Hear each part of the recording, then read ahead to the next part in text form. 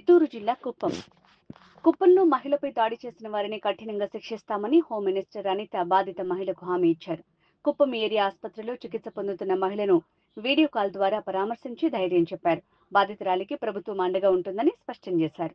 ఇలాంటి చర్యలు పునరావృతం కాకుండా చర్యలు తీసుకోవాలని పోలీసు అధికారులను ఆదేశించారు.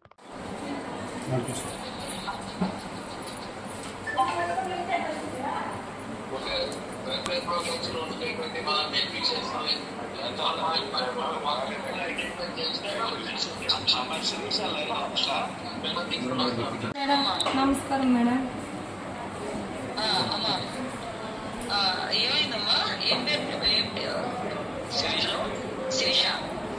మాది నారాయణపురం మేడం.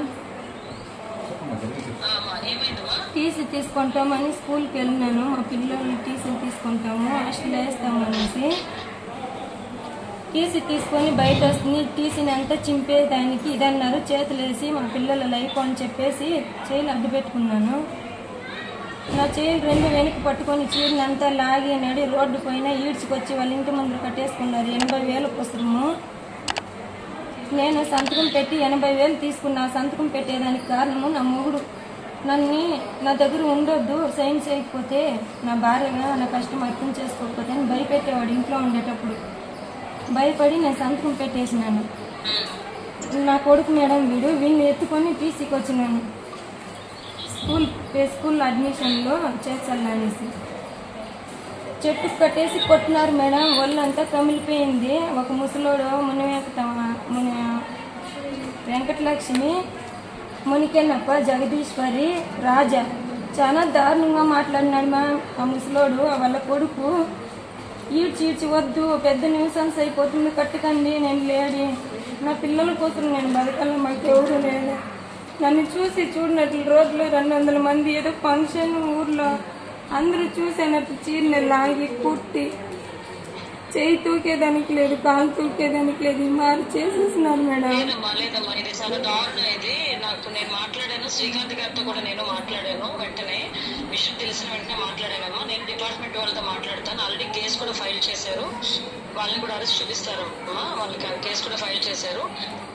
నీకు కూడా ఏం లేదు, నువ్వు కంగారు పడకు, గవర్నమెంట్ నీకు అండగా ఉంటుందమ్మా. ఊర్లోకి పోయేకి వచ్చేకి లేదు.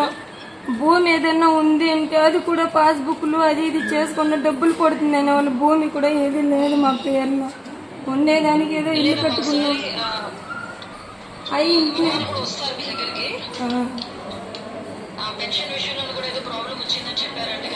పెన్షన్ 6,000 ఇస్తారు కదా, మాకు అప్పు ఇచ్చిన్నారు కదా అని పిల్లని బెదిరించి తీసుకునేవాళ్ళు మేడం. నెల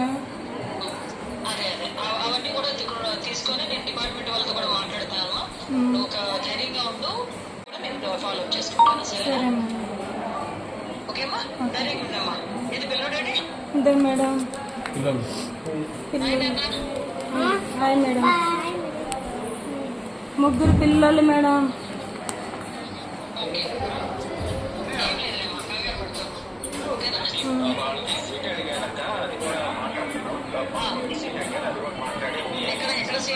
మాకు మోడల్ స్కూల్లో సీట్ కావాలి మేడం. మా పిల్లల భవిష్యత్తు బాగుపడాలి. ఎందుకంటే